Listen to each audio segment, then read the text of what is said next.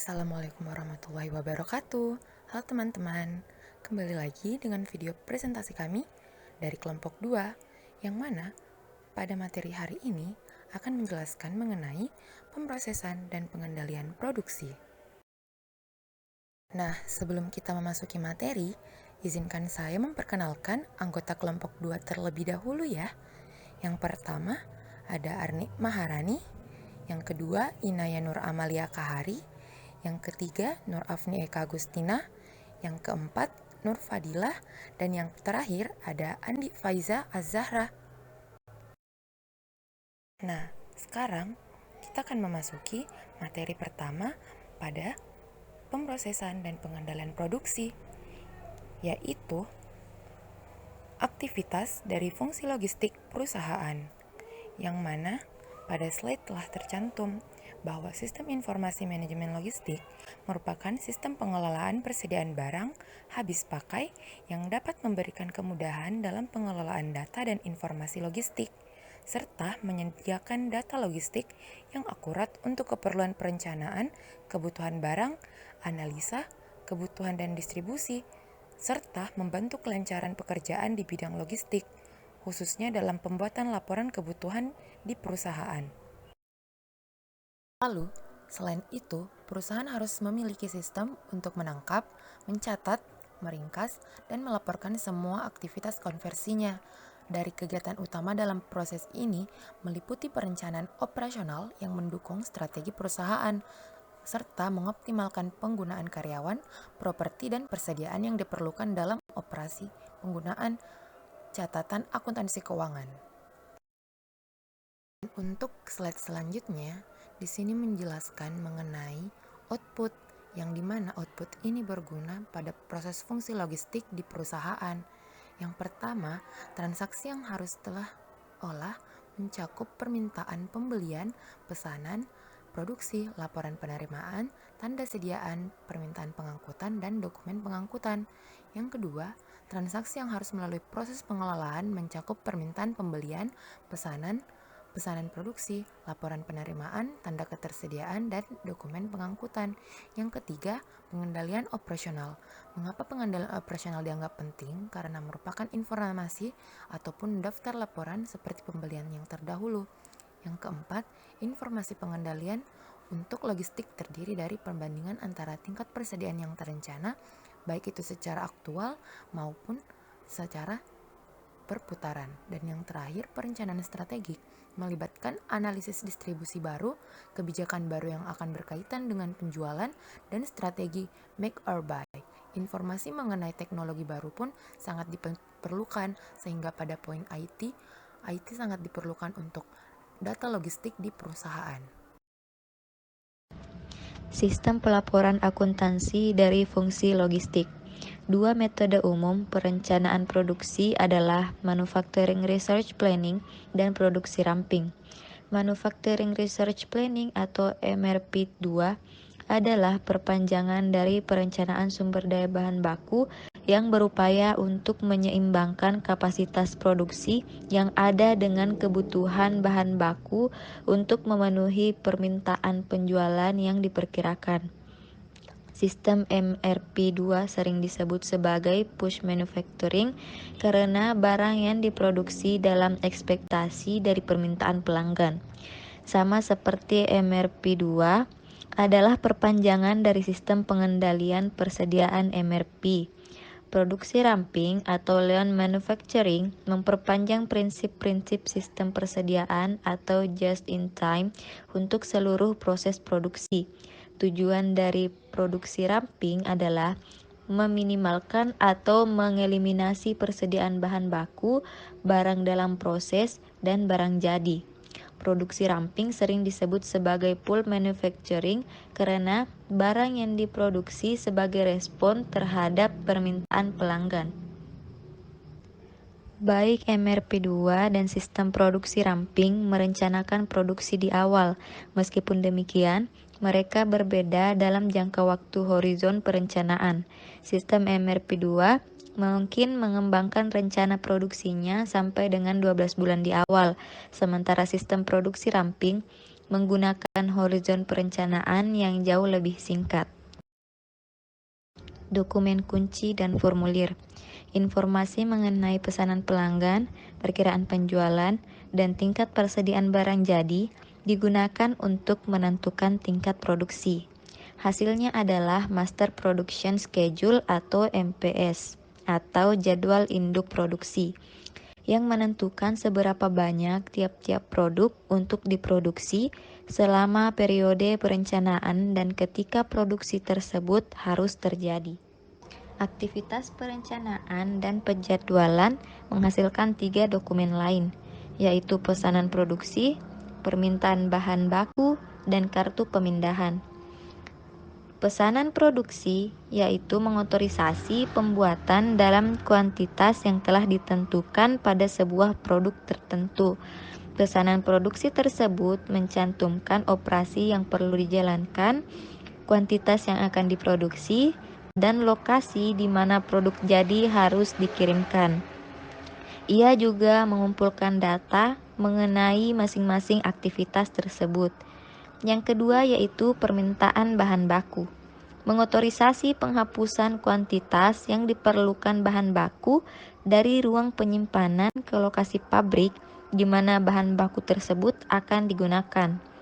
Dokumen ini berisi nomor pesanan produksi, tanggal penerbitan, berdasarkan daftar bahan baku, dan nomor bagian dan kuantitas dari semua bahan baku yang diperlukan. Transfer bahan baku selanjutnya di seluruh pabrik didokumentasikan di dalam kartu pemindahan yang mengidentifikasi bagian yang ditransfer, lokasi di mana bagian tersebut ditransfer, dan waktu transfer. Risiko dan pengendalian. Ancaman utama dalam aktivitas perencanaan dan penjadwalan adalah kelebihan atau di bawah target produksi. Kelebihan produksi dapat mengakibatkan pasokan barang yang melebihi permintaan jangka pendek. Dengan demikian, menciptakan masalah arus kas potensial karena sumber daya terikat dalam persediaan. Kelebihan produksi juga meningkatkan risiko pencatatan persediaan yang menjadi usang. Sebaliknya, di bawah target produksi dapat mengakibatkan kerugian penjualan dan ketidakpuasan pelanggan karena kurangnya ketersediaan barang yang diinginkan. Adapun pengendaliannya yaitu sistem perencanaan produksi. Sistem perencanaan produksi dapat mengurangi risiko dari kelebihan dan di bawah target produksi. Peningkatan memerlukan perkiraan penjualan yang akurat dan terkini, serta data mengenai stok persediaan. Informasi yang dapat menyediakan sistem siklus pendapatan dan pengeluaran. Selain untuk perkiraan yang meningkat, informasi mengenai kinerja produksi, terutama terkait tren dalam total waktu untuk memproduksi setiap produk, harus secara teratur dikumpulkan. Sumber-sumber data ini harus digunakan secara periodik untuk meninjau dan menyesuaikan MPS. Sistem komputerisasi dari fungsi logistik perusahaan. Sistem komputerisasi ini dapat memberikan manfaat berikut dalam proses ini, yang menghasilkan penghematan besar dalam hal produktivitas, kualitas, fleksibilitas, dan waktu. Adapun beberapa manfaat itu, yang pertama, perhitungan otomatis kebutuhan bahan berdasarkan pesanan penjualan dan perkiraan penjualan. Yang kedua, adanya penjadwalan sistematis yang memungkinkan fleksibilitas yang lebih besar dan peningkatan efisiensi. Yang ketiga, ada transfer inventaris tepat waktu selama proses berlangsung karena fitur notifikasi yang sudah otomatis. Yang keempat, adanya validasi entry data yang mendeteksi kesalahan sebelum direkam. Yang kelima, ada pembaruan otomatis laporan status inventaris yang menghemat waktu dan meningkatkan akurasi. Dan yang terakhir, adanya persiapan otomatis entry akuntansi keuangan dan laporan akuntansi biaya. Nah, pada proses konversi berbasis komputer perlu memiliki sejumlah besar input data untuk dimasukkan ke dalam sistem. Semua informasi yang mendukung tagihan bahan, daftar operasi, pesanan dan jadwal produksi, slip routing, lembar waktu, dan laporan status inventaris harus ditangkap oleh aplikasi komputer. Ada banyak pilihan untuk memasukkan data ini, yaitu dapat dimasukkan dari terminal atau layar sentuh yang telah diformat sebelumnya, atau dipindai dari kode batang atau strip magnetik pada item inventaris atau kartu identitas karyawan, ataupun bisa juga diterima secara otomatis dari sistem terintegrasi dalam proses produksi. Setelah data pendukung dimasukkan, sistem dapat secara otomatis menghasilkan dokumen yang terdaftar. Itu juga dapat mengidentifikasi kekurangan persediaan, menghitung jumlah pesanan ekonomis, mengirimkan barang persediaan untuk dikeluarkan ke dalam produksi.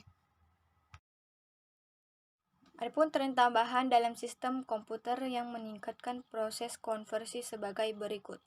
Yang pertama ada CAD. Teknik ini dapat digunakan untuk meningkatkan fungsi rekayasa. Perangkat lunak CAD memungkinkan para insinyur untuk bekerja dengan grafik canggih di stasiun kerja elektronik untuk membuat model 3D yang menggambarkan lingkungan produksi. Yang kedua ada CAM, melibatkan otomatisasi lengkap dari proses produksi, termasuk pergantian penuh sumber daya manusia dengan komputer. Robot industri juga dapat digunakan dalam bentuk lingkungan CAM. Robot industri adalah komputer yang diprogram untuk melakukan prosedur berulang. Selanjutnya yang ketiga ada MRP, melibatkan penjadwalan otomatis, pesanan produksi, dan pergerakan bahan dalam proses produksi. Selanjutnya ada MRP2 yang mempertimbangkan semua sumber daya manufaktur daripada berfokus pada bahan. Sistem MRP2 ini merupakan perluasan dari MRP. MRP2 menambahkan fitur yang menyediakan peramalan kebutuhan kapasitas untuk mengembangkan jadwal untuk pemrosesan produksi di masa depan. Selanjutnya ada ERP. Sistem ini telah berevolusi dari MRP2. Sistem ERP ini mengintegrasikan semua proses konversi ke dalam satu program perangkat lunak sambil tetap memenuhi kebutuhan setiap area fungsional. Selain aplikasi manufaktur yang termasuk dalam sistem MRP2, ERP menawarkan fungsi tambahan seperti pembelian, hutang, sumber daya manusia, dan penggajian. Selanjutnya ada sistem manufaktur terintegrasi atau CIM. CIM ini mengintegrasikan semua proses konversi untuk memungkinkan gangguan minimal karena persyaratan pelaporan atau masalah pergerakan persediaan. Mereka mirip dengan sistem ERP, di mana mereka mengintegrasikan semua area fungsional dari proses konversi. Namun, CIM ini unik karena mereka juga mengintegrasikan aplikasi akuntansi keuangan dan biaya. Dalam lingkungan bisnis modern, semakin banyak perusahaan yang beralih ke CIM untuk mendapatkan keunggulan kompetitif. CIM dibangun di atas jaringan peralatan produksi yang terintegrasi dengan komputer perusahaan dan sistem pencatatan. Yang terakhir adalah sistem produksi just in time atau JIT. JIT ini berkaitan dengan meminimalkan atau menghilangkan tingkat persediaan dan biaya terkait untuk memelihara persediaan tersebut. Hal ini dicapai dengan secara hati-hati mengontrol setiap tahap proses produksi sehingga produk selesai tepat pada waktunya untuk dijual. Sistem ini layak hanya jika perusahaan memiliki hubungan baik dengan vendor yang dapat diandalkan untuk menghilangkan kebutuhan untuk mempertahankan stok bahan baku, dan hanya ada sedikit masalah kontrol kualitas. JIT juga memerlukan sistem komputer dan ekstensif untuk memantau dan merekam banyak transaksi dan data dalam sistem JIT. Baik, materi selanjutnya yaitu isu-isu yang terkait dengan aktivitas logistik perusahaan. Pada bab-bab sebelumnya, kita telah membahas mengenai pelanggaran etika yang terkait dengan proses pembelian, pengeluaran kas, penggajian, dan aset tetap. Banyak dari masalah tersebut juga berkaitan dengan aktivitas logistik perusahaan, karena aktivitas bisnis yang relevan juga sesuai dengan proses dalam aktivitas logistik perusahaan. Selain itu, aktivitas logistik perusahaan menjadi sasaran berbagai jenis skema penipuan. Sebagian besar melibatkan pemalsuan jumlah persediaan, menyembunyikan biaya persediaan, atau memanipulasi angka laba kotor. Jenis skema penipuan ini umumnya dilakukan oleh manajemen dalam upaya untuk memenuhi atau mengalahkan target pendapatan. Manajemen laba adalah tindakan salah saji informasi keuangan untuk meningkatkan hasil laporan keuangan.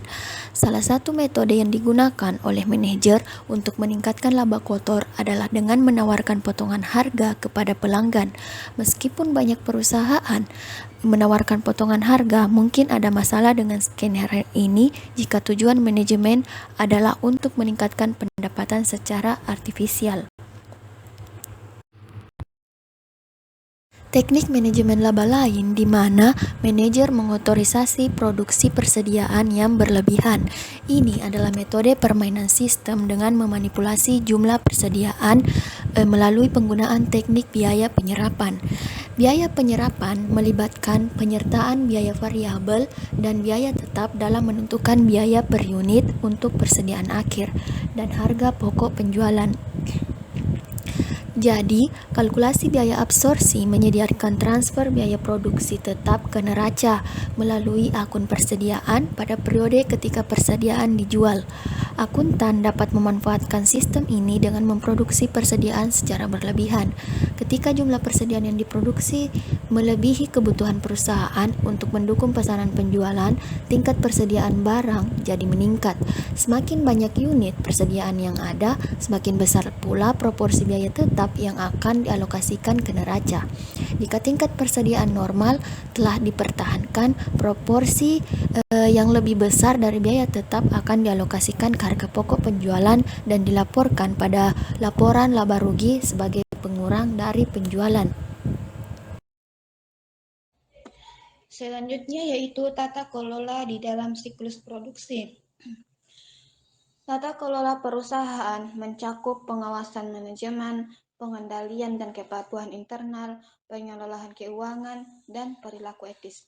Masing-masing fungsi ini berlaku untuk struktur tata kelola perusahaan yang tepat untuk mencegah penipuan, pencurian, dan penyalahgunaan atau manipulasi sumber daya. Adapun tata kelola dalam siklus produksi yang pertama yaitu pengawasan manajemen. Pengawasan manajemen ini terbagi atas 3. Yang pertama yaitu pengawasan langsung.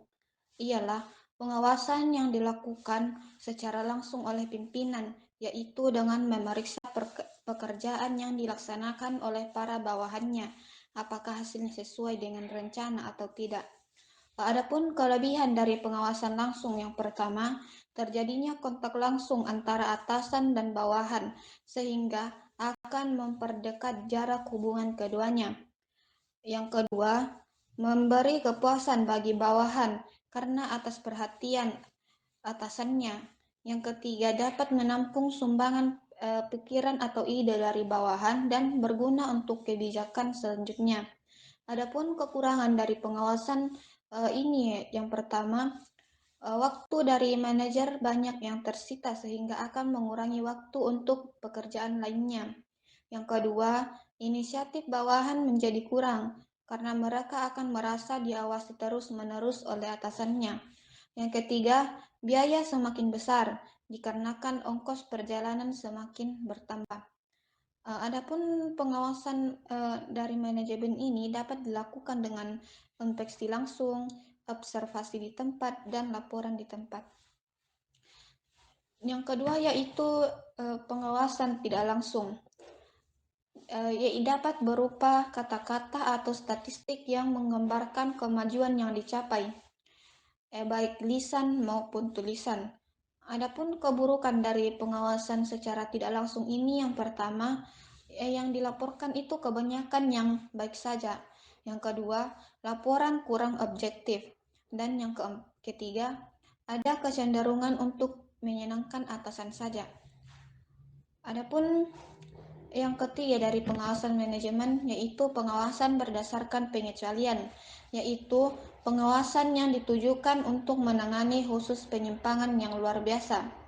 Adapun tata kelola yang kedua yaitu pengendalian dan kepatuhan internal, yaitu suatu sistem dan prosedur yang dari sebuah perusahaan untuk melindungi aset-aset di dalam perusahaan.